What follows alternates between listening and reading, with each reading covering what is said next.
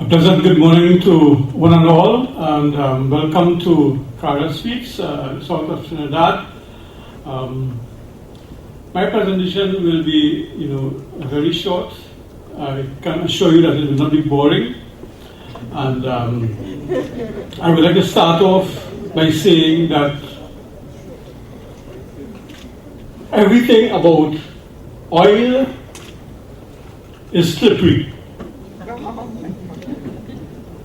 Just take that, absorb that for a minute. Everything about oil is slippery, be it on the surface, be it under the water. When you treat with that, you have to deal with the mangrove. I'll be talking about, logistics as it pertains to disaster preparedness, and I have done a lot of research in the logistics field, particularly from a risk perspective, and I'll be bringing that research into this presentation. I'm hoping that we would learn from the research. So everything about oil is slippery, and the stronger we think we are, the stronger we are. So, the concept of logistics. What is logistics? Well, logistics comes from the word logic, and it has to do with a scientific approach to the movement of goods, services, people, name it, from one point to the other point. In terms of disaster preparedness, it involves the movement of very important necessities such as power and water from the point where it is stored to the point where it is needed in terms of communities and so on. We heard a lot this morning about climate change, so I will not delve into that, especially telling you what clothes I wear when I go to sleep. I leave that for Engineer Gibbs to continue his adaptation to climate change. Now, we all know that we live in a region of vulnerability, and Professor Agard and others emphasize a lot about it in terms of projections rather than forecasting. So I will not go into that. But suffice it to say that we are in a region that is characterized by vulnerability.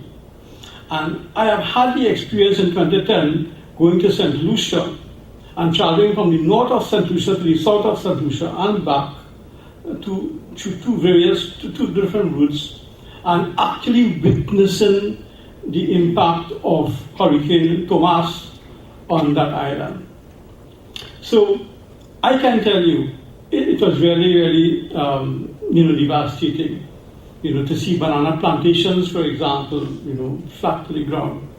So, moving on with the presentation, I look at the current situation to see, extracting from those experiences and from the experiences. Recently, even the one in Trinidad up at Matlot, where they had the landslides and the water problems and so on. I know Mr. Chetty is here. We will look at some of the current behaviors and deficiencies, and then wrapping up, I will take a look at some of the recommendations. Okay, so moving on to this very important slide, you see where, from a humanitarian logistics standpoint, you have two critical objectives really. Right? So get this pointer in the correct direction. But at the top left-hand corner, there we see where it is critical, the objective there is to preserve life, and then you have to sustain life at the other extreme there. You have a disaster occurs, down there, right? And you have the disaster management cycle. So it is something that is evolving all the time, and it varies from disaster to disaster. So for example, from island to island and from disaster to disaster, the response, although you have some general characteristics, it is different. So it's different for hurricanes and different, in terms of earthquakes, and different in terms of tsunamis as well. But it is a process and it's a cycle, and the cycle involves key learnings from previous disasters. So what has the Caribbean learned from Hurricane Thomas? What has the Caribbean learned from the Haiti situation? What has the Caribbean learned from the recent experiences in the Philippines and so on? If we learn anything at all. So,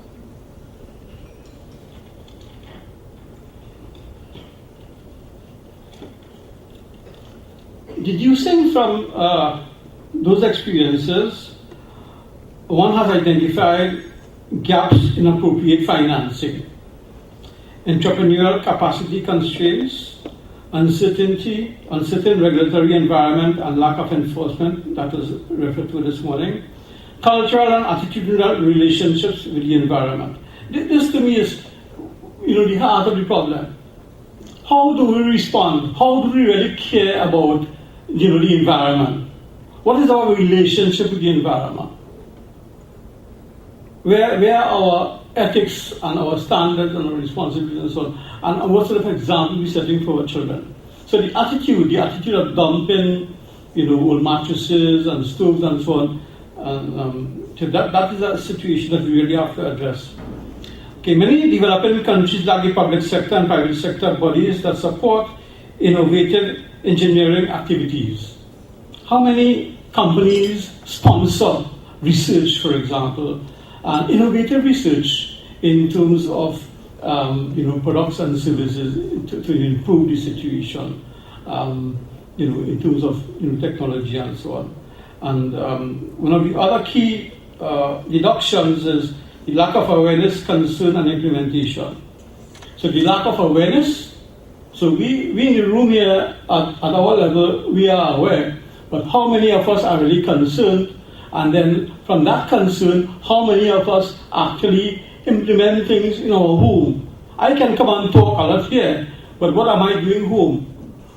How is my family going to respond to a disaster? Have we had a family meeting, and determine what would be our response? How we are going to respond? Do we have proper, storage of emergency items, home and so on?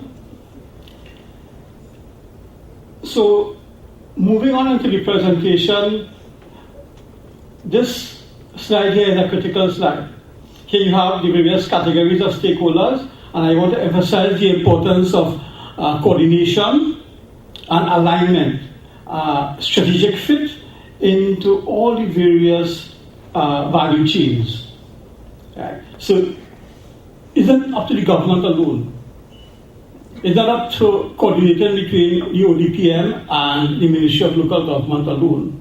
In my opinion, the time has far gone where the MPs and the, local council, regional councillors, need to be more involved with the communities and get the communities involved in terms of responses, like what used to happen, long time.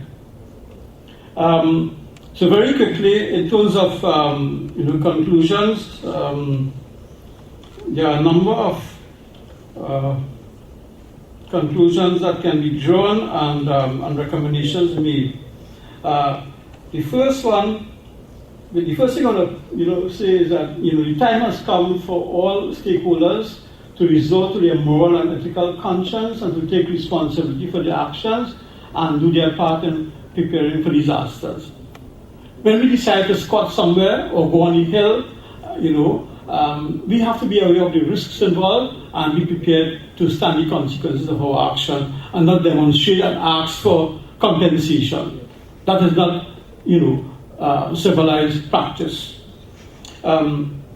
So some of the things that we need to do is includes identifying and designing and implementing projects in the areas of carbon auditing and supply chains, transferring freight to greener transportation models, reduce the environmental impact of warehousing, very important, improve fuel efficiency in freight and passenger transport, making city logistics more environmentally sustainable, reverse logistics for the management of waste, and finally, the role of government in promoting sustainable logistics. So in closing, I just want to emphasize